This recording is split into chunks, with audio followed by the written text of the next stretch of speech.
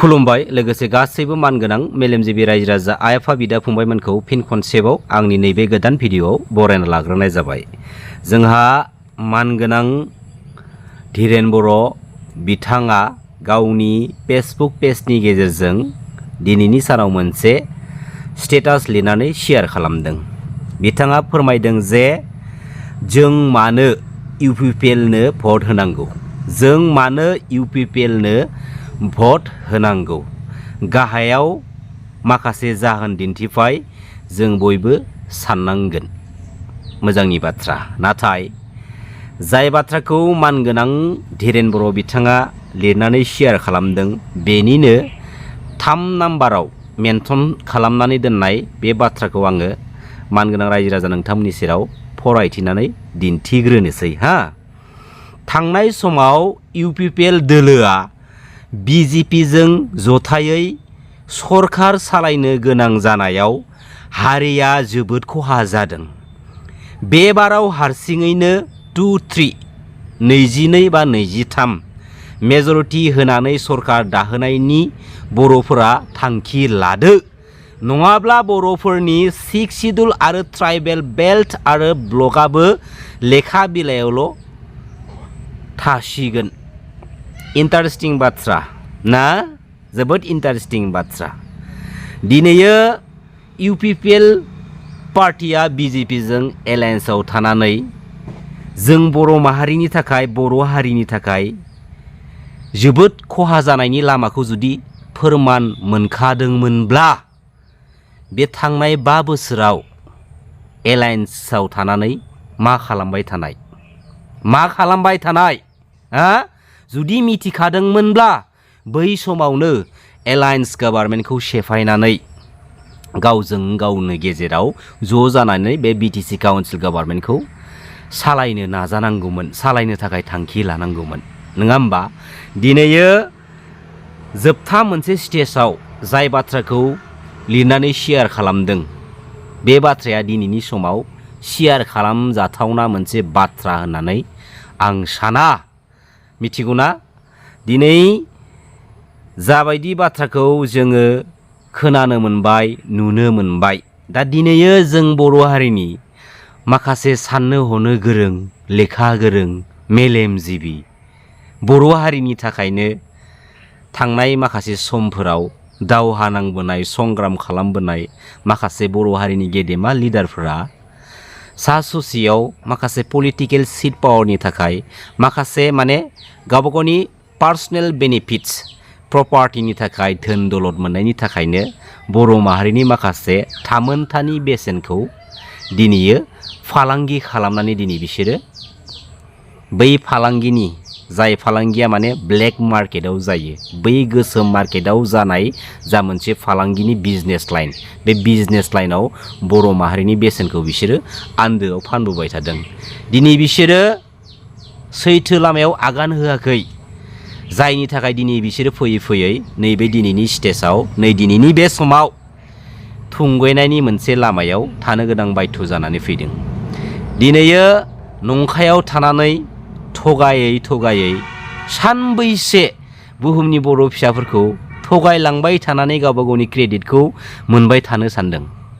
दिनै हागोन, गाबोन हागोन, नाथाय समफोर मालाबाबो हानाय नङा। आरो दिनैनि बे स्टेजाव जोंनि बर' माहारिनि बर' फिसाफ्रा, बर' रायजो राजा आइ आफा बिदा फंबायमोना बर' हारिनि थामोनथाखौ लानानै, बर' हारिनि इयुन जेनेरेसनखौ लानानै उनफिननाय फैबाय, सानफिनबाय, जायनि थाखाय दिनैनि बे समाव बै लुबैसुला आखुनि, गोसोम गोसोनि, गावनिखौल' मोनबानो गोजोनग्रा माखासे लिडार्सफोरनि बाथ्राफोरखौ दिनै नैबेसा खोनासङो आरो नैबेसा एगारहरो। कुनु मोनसे भेलु होला आरो भेलु होजायै माखासे थासारिखौ नुनानै बै लुबैसुला आखुनि, अहंकार गोसोनि, गावनिखौल' मोनबानो गोजोनग्रा माखासे लिडार्सफ्रा दिनैयो सानखांनाय फैदों। बाथ्राया जोबोद सोमोनांथाव आरो साननो गोनांबो बाथ्रा, जेराव जेब्ला मानाव गेदेर हाग्रामा महिलारि सारा BTC एकर्डनि उनावहाय 17 इयार्स जोंनि बे BTC काउन्सिल गभर्नमेन्टखौ सालायबोदोंमोन।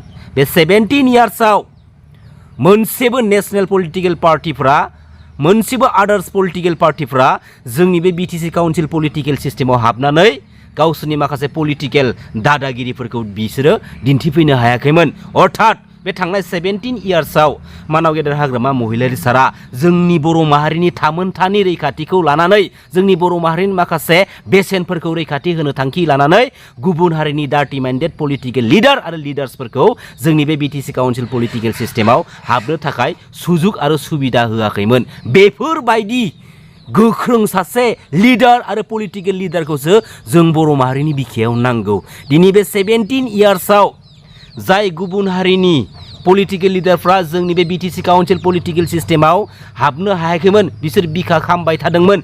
जायनि थाखाय जों बर' माहारिनि बिखानिफ्राय लुबैसुला आखुनि लोरबां गोसोनि माखासे बर' लिडार बर' फिसाफोरखौ बिसोरो सायख'दोंमोन आरो बिसोरो मोनदों।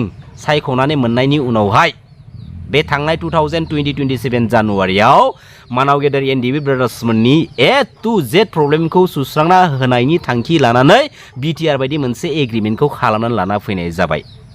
बुहुमाव बेफोरबायदि एग्रिमेन्ट एकर्डखौ जों नुनो मोनाखै। जाय बिग्रायारि हानजानि जेंना जेथोखौ सुस्रांना होनायनि थांखि मोनसे एग्रिमेन्ट मोनसे एकर्ड खालामनाय जादोंमोनब्ला बे एकर्ड एग्रिमेन्टनि गेजेरजोंनो मानाव गेदेर NDB ब्रादार्समोननि मुङाव नांनानै थानाय A to Z प्रब्लेम इसुफ्रा दिनै सुस्रांजानांगौमोन। नाथाय जों मा नुनो मोनदों? एकर्ड जाखांनायनि उनाव दिनैनि बे समसिमहालागैबो NDBनि गायसनगिरि मानाव गेदेर रन्जन दैमारि सारा दिनैसिमबो जोबथेसालियाव दङ आरो गोबां NDB केडार्सफोरा हाइनियास आरो नन हाइनियास केसजों रेजिस्ट्रेसन जानानै दिनैसिमबो जोबथेसालियाव दङ आरो माखासे NDB ब्रादार्समोननि मुङाव फासिनि अर्डार जानानै दङ। अब्ला दिनै BTR बायदि मोनसे एग्रिमेन्टनि गेजेरजों मानाव गेदेर NDB ब्रादार्समोनखौ गोथाङै गोथां थगायनाय जागोना जायाखै? दिनै जोंनि सोरबा सासे बर' दैदेनगिरिया जोंनि बर' हारिनि थाखायनो आखायाव आइजें लानानै हाग्रा बंग्रा थाबायबायनानै सेन्ट्रेल गभर्नमेन्ट आरो स्टेट गभर्नमेन्टजों दावहा नांग्रा जाय बिग्रायारि हानजाखौनो दिनै थगाय थसि खालामनानै जोंनि बे BTC काउन्सिल पलिटिकेल सिस्टेमाव पलिटिकेलि सिट पावार मोनबाय आरो गावसोरनि मोननांगौ मोन्थायखौ मोननाय लोगो लोगोनो लाजिया फांजिया 5 बोसोर BTC काउन्सिल गभर्नमेन्टखौबो सालायलांबावबाय। दिनै बे थांनाय 5 बोसोराव मानगोनां प्रमद बर' बिथाङा खमसे खम लामा दालांखौबो नाङा जेबो नाङा मानाव गेदेर NDB ब्रादार्समोनखौ अर्थात NDBनि फाउन्डार गायसनगिरि मानाव गेदेर रन्जन दैमारि सारमोनखौ जोबथेसालिनिफ्राय उदां अख्राङाव लाबोनो नाजाबाय थानायमोनब्ला माबा मोनसे जों मोजां फिथाइखौ मोनगौमोन। नाथाय गुलाय गुजाय गोबां रोखोमनि मिशन भिजन गोबां रोखोमनि मिशन भिजन टाइटेला खोनानायाव जोबोद मोजां नाथाय सिङाव हाबनानै नायोब्ला लाथिख' दिनै बुहुमनि साफ्रोम बर' फिसाफोरखौ थगायनानै जानो हागौ लाक्जारि बिल्डिं खानो हादों, लाक्जारि गारि बायदों, लाक्जारि मबाइल लादों, लाक्जारि लाइफस्टाइल दिनै बिसोरो खुंदों। नाथाय मा मोननो हारिनि बेसेनखौ फाननानै बर' माहारिनि बर' फिसाफोरखौ थगायनानै गावबा गावनि प्रपार्टि आरजिनानै मा मोननो? गाबोन समफोर बुहुमनि साफ्रोमबो बर' फिसाफोरा जुदि गोमालाङोब्ला हागोन ना नोंसोरो बेफोरबायदि लाक्जारि लाइफस्टाइलाव थानो?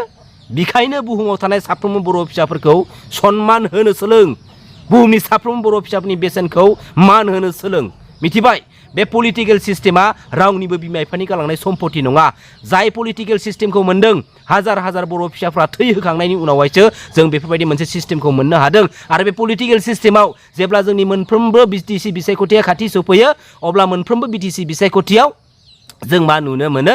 गावजों गावनि गेजेरावनो साधारन पलिटिकेल इस्युखौ लानानै बुलायलायनाय, होसोलायनाय, गारि बुख्रुबलायनाय एसेबां थार्ड क्लास मोनसे नुथाय आरो बेफोरबायदि थार्ड क्लास नुथाया जाबाय थानायखौ जों जिहेतु नुदों। सोरबायदि लिडारनि डिरेक्सनाव जादों, सोरबायदि लिडारनि बिथोनाव जाबाय दङ बै लिडारखौसो जोङो दिनै संनो नाजानांगौ आरो बैफोरबायदि लिडारखौ आं बारम्बार बुंदों जोंनि बे BTC काउन्सिल पलिटिकेल सिस्टेमनिफ्राय डाइरेक्ट किक आउट खालामनांगौ, जोगारखानांगौ, ओरैबायदि जोनांगौ जाहाथे भबिष्यत बियो बे BTC काउन्सिल पलिटिकेल सिस्टेमखौ मोखां होनानै नायहरबा जे बियो सिमां फिसा नुखानायखा। मानगोनां रायजो राजा नोंथांमोन, दिनै मानगोनां प्रमद बर' बिथाङा गोबां रोखोमनि गोबां बाथ्रा दिनै बुंनानै दिनै खोथा होदों। दिनै BTR बायदि मोनसे एग्रिमेन्टनि दफाफोरखौ थिनानै दोननाय समनि गेजेराव जुदि मावफुंजायाब्ला आसाम स्टेटनि सोरबा केबिनेट मिनिस्टारनि न'नि लांगोनायाव थांनानै सुइसाइड जाहैनायनि बाथ्रा। दिनै मानगोनां प्रमद बर' बिथाङा गावनि पलिटिकेल केरियारावबो गोबां रोखोमनि थगायदों। बुहुमनि साफ्रोमबो बर' फिसाफ्रा मानगोनां प्रमद बर' बिथांनिसिम सोंनो हानाय मोन्थाय दङ, सोंनो हानाय राइट्स दङ जे बर' हारिनि बिफा मानाव गेदेर सिबिनां बड'फा उपेन्द्रनाथ ब्रह्मनि गोथार आइडिय'लजि फिल'सफिनि गोथार बिखायाव गसंनानै जेब्ला समाव गणतान्त्रिक लामानि सेपारेट स्टेट बड'लेण्ड मुभमेन्टनि डिमान्डखौ लिडिं खालामबोबाय थादोंमोन। बै समाव प्रमद बर' बिथाङा गोबां रोखोमनि गेदेर गेदेर हारि सेन्टिमेन्टेल बाथ्रा बुंनानै समायखिरा लाबोदोंमोन आरो बै समाव प्रमद बर' बिथांखौ बुहुमनि साफ्रोम बर' फिसाफ्रा थुलुंगा होदोंमोन, सापर्ट खालामदोंमोन। नाथाय बुहुमनि साफ्रोमबो बर' फिसाफोरनि गोथार थुलुंगा मोननायखौ, गोथार सापर्ट मोननायखौ आन्दोआव गावबा गावनि माखासे पार्सनेल क्रेडिट मोन्थायखौ मोननो थाखायसो बाहायबोबाय थाखादों आरो बिनि गोथां फोरमाना थांनाय 2027 जानुवारि बिटिआर एग्रिमेन्ट। जाय सानखालि सेपारेट स्टेट बड'लेण्डआ जागोन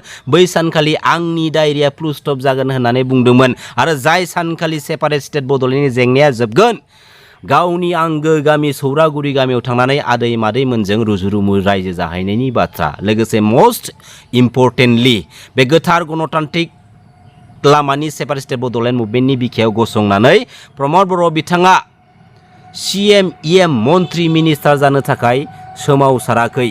जेब्लासिमहालागै सेपारेट स्टेट बड'लेण्डआ जाया अब्ला समसिमहालागै सोमावसारलांबाय थागोन होननानै समायखिरा लादोंमोन। दा दिनैयो मानगोनां प्रमद बर' बिथांनि थाखाय सेपारेट स्टेट बड'लेण्डआ मोनबाय जानो हागौ। मानगोनां प्रमद बर' बिथांमोन बायदि माखासे साब्रै साबासो लिडारफोरनि थाखाय दिनै परिबर्तन जाबाय, गोजोन सान्थि जाबाय, जायनि थाखाय बिटिआर बायदि मोनसे एग्रिमेन्टनि हेडिं लाइनाव comprehensive and final solution to their demands while keeping intact the territorial integrity of the state of Assam। गावबा गावनि गोसो सिंनि सुजुखुमानानै दोनखुमानाय जा सिमां, जा हाबिलास, जा थांखि बे बिटिआर एग्रिमेन्टनि गेजेरजों थगाय थसि खालामनानैब्लाबो जाफुंसार खालामनानै लागनो हानायखाय दिनैयो बड'लेण्डनि जेंनाया जोब्बाय आरो दिनै गावबा गावनि गोसोनि हाबिलासा साक्सेसफुल जानायखाय परिबर्तन जाबाय, दिनै गोजोन सान्थि जाबाय। दिनै परिबर्तना बर' हारिनि बिखायाव दिनैसिमबो जायाखै, गोजोन सान्थिया बर' हारिनि बिखायाव दिनैसिमबो जायाखै। बे बाथ्राखौ गोसोआव लाखि। परिबर्तना जादों नोंसोरनि न'नि सिथ्लायाव, नोंसोरनि न'आव, गोजोन सान्थिया जादों नोंसोरनि न'नि सिथ्लायाव, नोंसोरनि न'आव। बेनि अनगा जेबो नङा। नंगौ नङा मानव गेदेर रायजो राजा नोंथांमोन। गोजोन्थों, खुलुमबाय। जै बर' हारिनि, जै बर' बिमानि।